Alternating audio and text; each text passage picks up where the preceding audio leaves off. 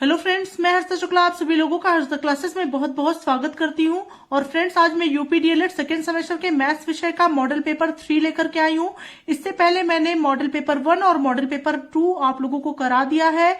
ये model paper 3 है और इसमें मैंने सभी प्रकार के प्रश्नों को सम्मिलित किया है। जैसे आपके परीक्षा में पेपर आएगा उसी तरह का प्रश्न पत्र मैंने खुद से तैयार किया है। इंपॉर्टेंट क्वेश्चन का 1 और 2 को जरूर देख लीजिएगा क्योंकि बहुत महत्वपूर्ण है और तीसरा भी बहुत ज्यादा इंपॉर्टेंट है। और यहीं से प्रश्न, जितने मेरे बनाए हुए मॉडल पेपर है अब तक का रिकॉर्ड रहा है कि वहीं से प्रश्न हर साल पूछा गया है और इस बार भी यहीं से प्रश्न आपकी परीक्षा में पूछे जाएंगे। तो बिल्कुल आप लोग बेहतरीन प्रिपरेशन के लिए तैयार हो जाए फ्रेंड्स, और सभी लोग 25 में से 25 नंबर पाने की बेहतरीन तैयारी करें। ठीक है, तो पहला क्वेश्चन है, वर्ग 30 से 40 का मध्य बिंदु है। तो मध्य बिंदु कैसे निकालेंगे फ्रेंड्स? 30 धन 40 और बटे 2 कर देंगे तो ये 40-30 हो जाएगा 70 बटे 2। ठीक है, और 2 से 70 कट जाएगा तो ये हो जाएगा 35। ठीक है, तो 30 से 40 का मध्य बिंदु जो है वो क्या है? ऑप्शन नंबर अ बिल्कुल राइट है कि 35 है। अगला क्वेश्चन नंबर 2 है फ्रेंड्स, संचयी बारंबारता वक्र को यह भी कहते हैं। तो फ्रेंड्स, संचयी बारंबारता वक्र को क्या कहते हैं? ये 4 ऑप्शन आपके स्क्रीन पर है। पहला है तोरण, दूसरा है आयत चित्र, तीसरा है बारंबारता बहुभुज और चौथा है इनमें से कुछ नहीं। तो इसका राइट ऑप्शन होगा फ्रेंड्स ऑप्शन नंबर आ, तोरण कहते हैं। नेक्स्ट क्वेश्चन नंबर 3 है आपका, 9y² प्लस 4y प्लस 8 कैसा व्यंजक है? तो ये किस प्रकार का व्यंजक है? चूंकि यहाँ पे दोनों पद जो है y के क्रम में है। ठीक है, इस समीकरण में जो है पहला पद दूसरा पद दोनों y के क्रम में है, अतः यह क्या है? सजातीय है। अगर एक x होता एक y होता तो क्या होता? ये विजातीय होता। तो ये कैसा व्यंजक है? यह एक सजातीय व्यंजक है। नेक्स्ट क्वेश्चन की तरफ बढ़ते हैं फ्रेंड्स। नेक्स्ट क्वेश्चन नंबर 4 है, आयत का प्रत्येक कोण होता है। तो आयत का प्रत्येक कोण जो है वो एक समकोण होता है, अतः ऑप्शन ब बिल्कुल राइट है कि एक समकोण होता है। अगला क्वेश्चन नंबर 5 है फ्रेंड्स, जब दो अनुपात समान हो तो उनके ऐसे संबंध को क्या कहते हैं? तो जब दो अनुपात जो है समान हो तो उनके ऐसे संबंध को जो है, तो यहाँ पे 4 ऑप्शन आपकी स्क्रीन पर हैं, आप लोग देख सकते हैं। मिश्रित अनुपात, सरल अनुपात, समानुपात और इनमें से कोई नहीं। तो समान अनुपात है, जैसा कि क्वेश्चन में ही है, तो क्वेश्चन में इसका आंसर है फ्रेंड्स, तो समानुपात कहते हैं। ऑप्शन नंबर 100 बिल्कुल राइट है। नेक्स्ट क्वेश्चन नंबर 6 है friends, very short answer type question का, कि 9x² माइनस 64 के गुणनखंड कीजिए। बहुत ही अच्छा प्रश्न है आपकी परीक्षा के लिए। तो इसको 9x² माइनस 64 को जो है फ्रेंड्स इस प्रकार से लिख सकते हैं, 9x² माइनस 64 है, इसको आप लिख सकते हैं 3x का स्क्वायर और माइनस 8 का स्क्वायर। ठीक है, तो ये हो जाएगा फ्रेंड्स a² माइनस b² के फॉर्म में हो गया। तो a² माइनस b² बराबर होता है एक ब्रैकेट में a प्लस b और दूसरे ब्रैकेट में होता है a माइनस b। ठीक है, तो ये हो जाएगा a प्लस बी एक ब्रैकेट में, मतलब 3x प्लस 8 एक ब्रैकेट में और दूसरे ब्रैकेट में हो जाएगा 3x माइनस 8 और यही हो गया आपका आंसर। होप आप लोग को ये क्वेश्चन अच्छे समझ में आ गया होगा। बढ़ते हैं नेक्स्ट क्वेश्चन की तरफ। अगला क्वेश्चन नंबर 7 है, एक घन की कोर 14 सेंटीमीटर है तो उसका आयतन ज्ञात कीजिए। तो घन की कोर यानी घन की भुजा आपको दी गई है। घन की भुजा बराबर 14 सेंटीमीटर है और घन का आयतन आपको ज्ञात करना है। तो घन का आयतन बराबर होता है भुजा का क्यूब। ठीक है, तो भुजा का क्यूब मतलब हो जाएगा 14 गुणे 14 गुणे 14।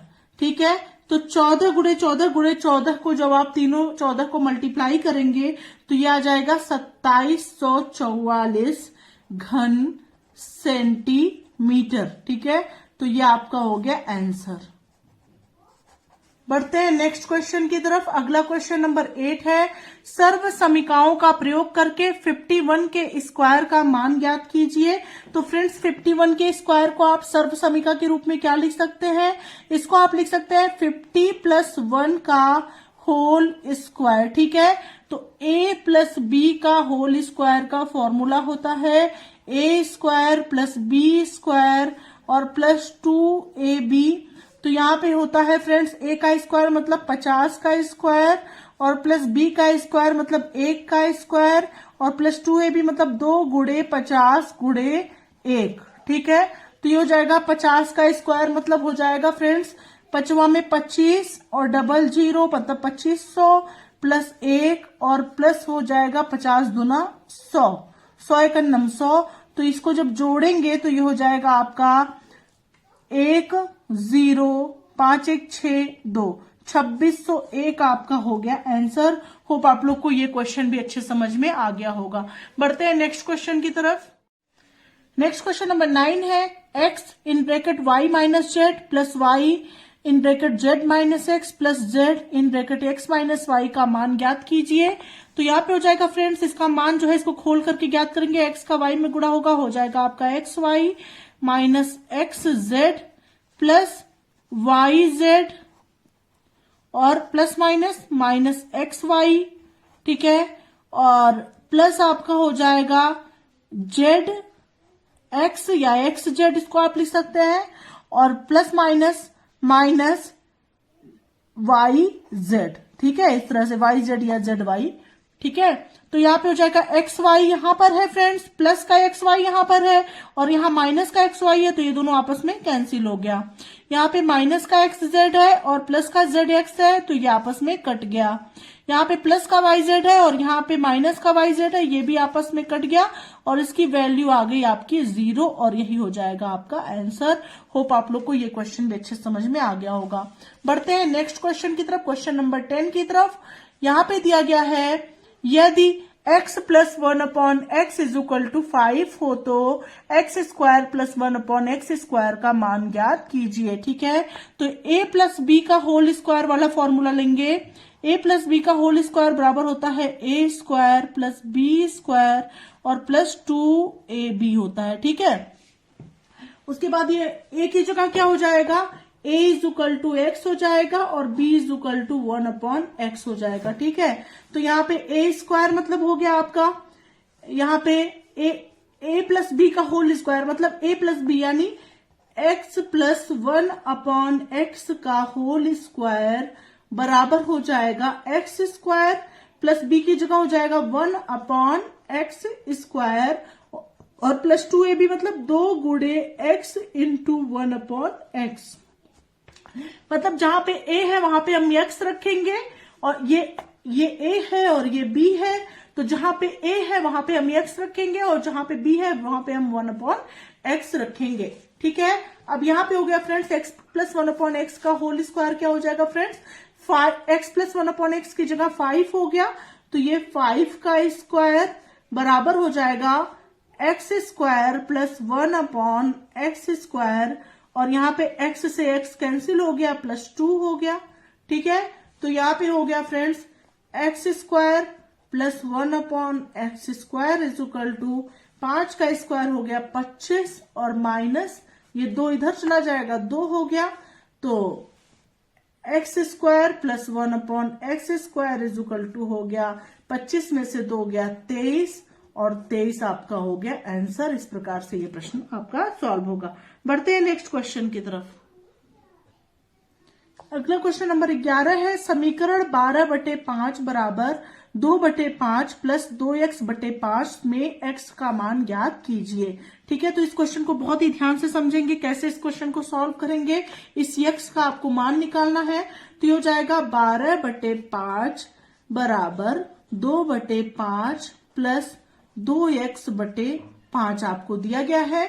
यहाँ पे आपका हो जाएगा फ्रेंड्स 12/5 और माइनस 2/5 आप लिखेंगे और बराबर 2x/5 हो गया, तो 2x/5 बराबर हो जाएगा 12। यहाँ पे 5 दोनों में बेस है तो 5 ही होगा लास्ट सा, 12 माइनस 2 हो जाएगा ऊपर। ठीक है, तो यहाँ पे हो जाएगा फ्रेंड्स ये हो जाएगा 2x/5 बराबर 12 में से 2 गया 10/5। ठीक है, क्रॉस मल्टीप्लीकेशन कर लेंगे, यहाँ पे हो जाएगा 5, 2x से 5 में गुणा हो जाएगा और 10 से 5 में गुणा हो जाएगा। तो ये हो जाएगा, इधर आप कर लीजिए, इसको यहां पे कर लेते हैं। ये हो जाएगा 2x गुणे 5 बराबर 10 गुणे 5, ठीक है।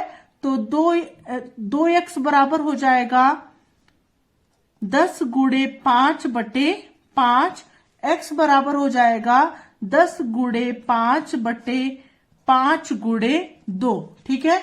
ये 2 भी इधर चला आया गुणा के रूप में, इधर आएगा भाग के रूप में हो जाएगा। 5 से 5 कैंसिल हो गया, 2 से 10 कैंसिल हो गया, 5 आ गया, x बराबर आ गया 5 और ये हो गया आपका आंसर, ठीक है। अगला क्वेश्चन है आपका क्वेश्चन नंबर 12 और यहीं से आपका लघुत्तरीय प्रश्न भी शुरू हो जाता है। तो 12 नंबर का क्वेश्चन है कि निम्नांकित परिमेय संख्याओं के योगात्मक प्रतिलोम बताइए। तो सबसे पहला है 1/2 और दूसरा है आपका यहाँ पे दूसरा कर लेंगे, दूसरा है आपका -4/-7। अब ध्यान से समझिए ऐसे प्रश्न को कैसे सॉल्व करेंगे, और ऐसे प्रश्न आपकी परीक्षा में हर साल ही एक प्रश्न जरूर बनता है। तो फ्रेंड्स 1/2 का जो योगात्मक प्रतिलोम होगा वो होगा इक्वल टू -1/2, ठीक है, इस तरह से हो गया। और -4/-7 का जो योगात्मक प्रतिलोम होगा वो होगा -4/-7 और माइनस माइनस आपस में कैंसिल हो गया, ये हुआ आपका -4/7। तो इसका ये आंसर हो गया, इसका ये आंसर होगा। अगर सब ये मान लीजिए योगात्मक प्रतिलोम जहां पे दिया रहता है वहां पे -1 से उस संख्या में गुणा कर देते हैं, ठीक है। ये हमेशा ध्यान में रखिएगा, योगात्मक प्रतिलोम अगर आपको पूछा गया है तो -1 से उस संख्या में गुणा होगा, ठीक है फ्रेंड्स। बढ़ते हैं नेक्स्ट क्वेश्चन की तरफ।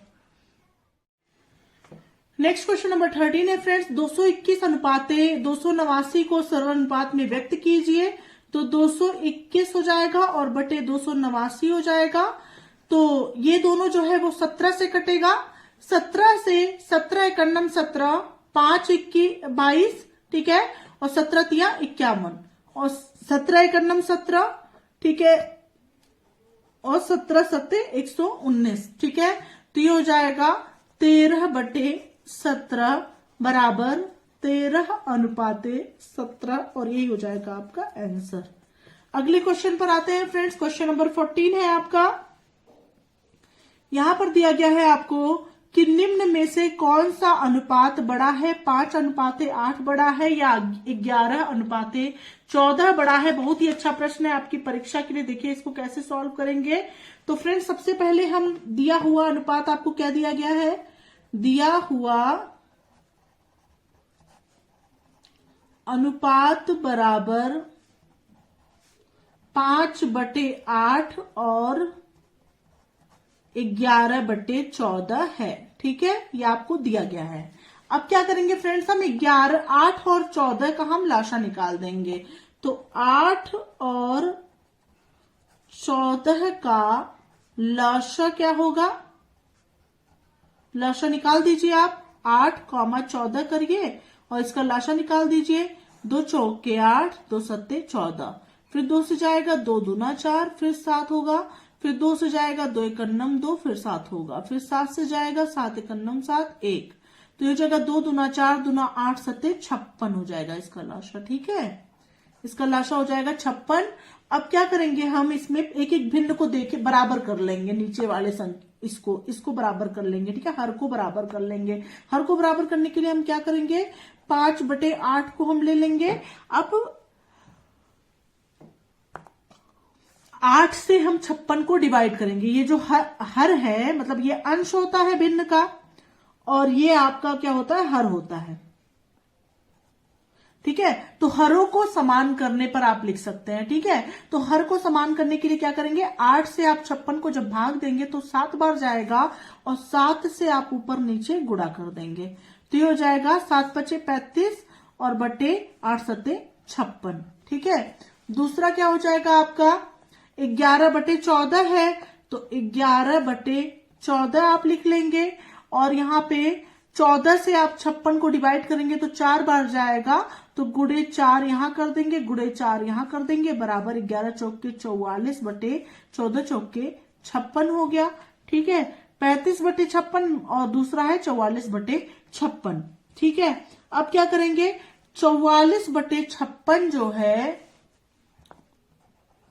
वो बड़ा है किससे, 35 बटा 56 से। ठीक है, मतलब 44 बटे 56 किसका माना है, 11 बटे 14 का माना है ना, तो 11 बटे 14 जो है वो बड़ा होगा आपका 5 बटे 8 से। तो यही हो गया आपका आंसर। होप आप लोग को ये क्वेश्चन भी अच्छे समझ में आ गया होगा।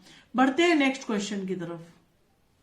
नेक्स्ट क्वेश्चन नंबर 15 है, समीकरण 7 प्लस 5x बराबर 15 प्लस 3x को हल कीजिए। तो फ्रेंड्स इसमें हम क्या करेंगे, पहले नोट कर लीजिए, 7 प्लस 5x दिया गया है और is equal to 15 plus 3x आपको दिया गया है। तो आप क्या करेंगे, x और x की वैल्यू एक तरफ कर देंगे, तो 5x माइनस 3x हो गया और इज इक्वल टू 15 और ये प्लस का 7 इधर आएगा तो क्या हो जाएगा, माइनस का 7 हो गया। तो 5 में से 3 गया, हो गया आपका 2x बराबर 15 में से 7 गया, हो गया 8, x बराबर हो जाएगा 8 बटे 2, 2 चौके 8, x बराबर हो जाएगा 4। ठीक है, यही आपका आंसर हो गया। ठीक है, होप आप लोग को ये भी क्वेश्चन अच्छे समझ में आ गया होगा। बढ़ते हैं अगले प्रश्न 16 की तरफ। 16वां क्वेश्चन बहुत ही ध्यान से देखेंगे कि एक समकोण त्रिभुज के आकार की भूमि का क्षेत्रफल 2480 वर्ग मीटर है। समकोण बनाने वाली एक भुजा की लंबाई 124 मीटर है, तो दूसरी भुजा की लंबाई आपको ज्ञात करनी है। इसको बहुत ही ध्यान से इस प्रश्न को देखेंगे। यहाँ पे आपको समकोण त्रिभुज का पहली बात तो क्षेत्रफल दिया गया है, ठीक है, और दूसरी बात आपको एक भुजा दी गई है कि एक भुजा आपकी जो है वो 124 कितना है, मीटर है, तो दूसरी भुजा आपको ज्ञात करनी है। ठीक है, तो समकोण त्रिभुज का क्षेत्रफल का फॉर्मूला क्या होता है, समकोण त्रिभुज का क्षेत्रफल बराबर होता है 1/2 गुणे आधार और गुणे ऊंचाई। तो यहाँ पे समकोण त्रिभुज का क्षेत्रफल कितना दिया गया है, 2480 दिया गया है, तो यहाँ पे 2480 लिख देंगे और बराबर 1/2 और गुणे आधार मतलब यहाँ पे 124 दिया गया है ना, एक भुजा 124 है, तो आपको ऊंचाई यानी एक दूसरी भुजा आपको ज्ञात करनी है, ऊंचाई ज्ञात करनी है। ठीक है, अब देखिए इसको कैसे सॉल्व करेंगे। इसको जो है अब यहाँ पे आप इसको इधर ले आइए। ऊंचाई जब आप निकालेंगे, ऊंचाई या कोई भुजा ही लिख सकते हैं। ठीक है, ऊंचाई बराबर हो जाएगा 2480 गुणे 2 बटे 124। ठीक है, तो हो जाएगा, देखिए कितनी बार जाता है,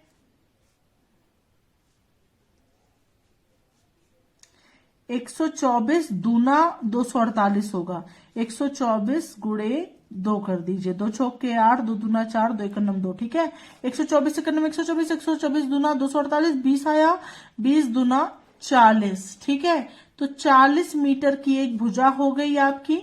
ठीक है, तो यही आपका हो गया आंसर। होप आप लोग को ये क्वेश्चन भी अच्छे समझ में आ गया होगा। बढ़ते हैं नेक्स्ट प्रश्न की तरफ। नेक्स्ट क्वेश्चन नंबर 17 है फ्रेंड्स, त्रिभुज एबीसी में कोण एबीसी समकोण है। यदि AB बराबर 7 सेंटीमीटर और BC बराबर 24 सेंटीमीटर हो तो CA की लंबाई ज्ञात कीजिए। मतलब ये लंबाई आपको ज्ञात करनी है। ठीक है, तो यहाँ पे AC स्क्वायर यानी कर्ण का स्क्वायर बराबर होता है पाइथागोरस प्रमेय के अनुसार, आप हिंदी में पहले नोट कर लीजिए फॉर्मूला, कर्ण का स्क्वायर बराबर होता है आधार का स्क्वायर धन लंब का स्क्वायर। ठीक है, तो कर्ण आपको कितना दिया गया है, ये कर्ण होता है, कर्ण आपको ज्ञात करना है, ये आधार है आपका, आधार आपको 24 दिया गया है और ये लंब है आपका, लंब आपको 7 दिया गया है। ठीक है, तो अब वैल्यू पुट कर लेंगे। कर्ण का स्क्वायर मतलब AC का स्क्वायर बराबर आधार का स्क्वायर मतलब 24 का स्क्वायर और धन लंब का स्क्वायर बराबर 7 का स्क्वायर हुआ। ठीक है, अब उसके बाद हो गया AC का स्क्वायर बराबर 24 का स्क्वायर मतलब हो गया आपका, तो फ्रेंड्स 24 का स्क्वायर कितना हो गया 576 हो गया आपका, और प्लस 7 का स्क्वायर हो गया आपका 49। ठीक है, तो AC का स्क्वायर बराबर हो गया आपका 9 6 15 के 5 हासिल 1 7 4 11 1 12 2 हासिल 1 5 1 6 625। ठीक है, अब इसको सॉल्व करेंगे तो AC बराबर हो जाएगा अंडर रूट 625 और AC बराबर हो जाएगा 625 जो है वो 2 बार किसका गुणा है, यहाँ पे हो जाएगा 25 गुणे 25, 25 का स्क्वायर है ना 625, 25 गुणे 25, तो AC बराबर हो जाएगा, इसमें से एक बाहर निकला 25 सेंटीमीटर और यही हो जाएगा आपका आंसर। होप आप लोग को क्वेश्चन समझ में आ गया होगा। अगला क्वेश्चन नंबर 18 की तरफ बढ़ते हैं। एक वृत्त की त्रिज्या 14 सेंटीमीटर है, उसकी परिधि तथा क्षेत्रफल ज्ञात कीजिए। बहुत ही अच्छा प्रश्न है आपकी परीक्षा के लिए। तो फ्रेंड्स वृत्त की त्रिज्या यानी आर आपको दिया गया है 14 सेंटीमीटर है, उसकी परिधि आपको निकालनी है और आपको क्या निकालना है, आपको क्षेत्रफल निकालना है। तो वृत्त की परिधि क्या होती है फ्रेंड्स, वृत्त की परिधि का फॉर्मूला आप लोग याद कर लें, क्योंकि परीक्षा में बहुत प्रश्न पूछा जाता है वृत्त से। कभी केवल क्षेत्रफल पूछ लिया जाता है, कभी दोनों पूछ लिया जाता है। ठीक है, कभी दिया जाएगा कि वृत्त का व्यास जो है 14 सेंटीमीटर है, तो व्यास जो होता, त्रिज्या जो होती है वो हमेशा व्यास की आधी होती है, तब इसका अपॉन 2 करके आर आप निकालेंगे। ठीक है, अगर व्यास दिया रहता 14 सेंटीमीटर है तो त्रिज्या हो जाता व्यास बटे 2 यानी 14 बटे 2 हो जाता बराबर 7 सेंटीमीटर हो जाता। ठीक है, लेकिन चूंकि यहाँ पे त्रिज्या ही 14 सेंटीमीटर दी गई है तो इसलिए कुछ नहीं करेंगे आप। वृत्त की परिधि हो जाएगी 2 पाई आर, तो ये हो जाएगा 2 गुणे 22 बटे 7 और गुणे आर है 14, 7 दूना 14, 22 दूना 44 दूना 88। ठीक है, तो 88 सेंटीमीटर जो हो गया वो क्या हो गया, वृत्त की परिधि हो गई। और वृत्त का क्षेत्रफल कितना है, वृत्त का क्षेत्रफल बराबर है पाई आर स्क्वायर, तो पाई आर स्क्वायर मतलब हो जाएगा 22 बटा 7 गुणे आर की जगह हो गया 14 गुणे 14, 7 से 14 कट गया, 7 दूना 14 हो गया, 22 दूना 44 और गुणे 14 कर लेंगे। 14 चौके 56 के 6 हासिल 5 और 14 चौके 56 5 हो जाएगा 61 यानी 616 सेंटीमीटर स्क्वायर या आपका वृत्त का क्षेत्रफल हो गया। तो ये रहे फ्रेंड्स टॉप 18 बहुत ही ज्यादा महत्वपूर्ण परीक्षा उपयोगी प्रश्न जो कि आपकी परीक्षा के लिए बहुत बहुत इंपॉर्टेंट है। और आप लोग इस क्वेश्चन को जितना भी मैं मॉडल पेपर आप लोग को करा रही हूं, सभी प्रकार के प्रश्नों को करा रही हूं, ताकि आप लोग परीक्षा में 25 में से 25 अंक जरूर हासिल करें। जितने लोग भी इस चैनल से जुड़े हैं सभी लोगों का निश्चित ही 25 में से 25 नंबर आए और विगत कई वर्षों का रिकॉर्ड रहा है फ्रेंड्स। मैं चारों सेमेस्टर पढ़ाती हूं और विगत कई वर्षों का रिकॉर्ड रहा है कि स्टूडेंट्स जो यहां से जुड़े हैं वो 25 में से 25 अंक मैथ में पाए हैं। ठीक है, तो आप लोग भी 25 में से 25 अंक निश्चित ही पाए, यही मैं चाहती हूं। और मैं जो मॉडल पेपर जो परीक्षा के टाइम में प्रोवाइड कराती हूं वहां से प्रश्न जरूर पूछे जाते हैं, ये बिल्कुल रिकॉर्ड रहा है। डीएलएड 3rd सेमेस्टर का और डीएलएड 4th सेमेस्टर पे मैं विशेष जो है क्लास लेती हूं, तो उसका इस बार मैं 2nd सेमेस्टर का भी शुरू की हूं कि 2nd सेमेस्टर के कई सारे स्टूडेंट्स जो हैं, अभी ज्यादा स्टूडेंट्स यहाँ पर नहीं है, 3rd और 4th के ज्यादा है, लेकिन जो 2nd सेमेस्टर के स्टूडेंट्स की रिक्वेस्ट पर मैं उनके लिए मॉडल पेपर तैयार कर रही हूं। तो बिल्कुल इस वीडियो को ज्यादा से ज्यादा लोगों को शेयर करें ताकि ज्यादा से ज्यादा लोग यहां से जुड़ करके अपनी तैयारी को बेहतरीन बना सकें। लेकिन 3rd और 4th सेमेस्टर का तो बिल्कुल 2-3 वर्षों का रिकॉर्ड रहा है कि जो यहां से पढ़ा है वो निश्चित ही 25 में से 25 अंक पाया है और बहुत किसी का भी बैक नहीं आया है। तो बिल्कुल फ्रेंड्स, इस वीडियो को ज्यादा से ज्यादा शेयर भी करें और अपने सभी दोस्तों, सभी मित्रों को, और यहां से बेहतरीन प्रिपरेशन करें।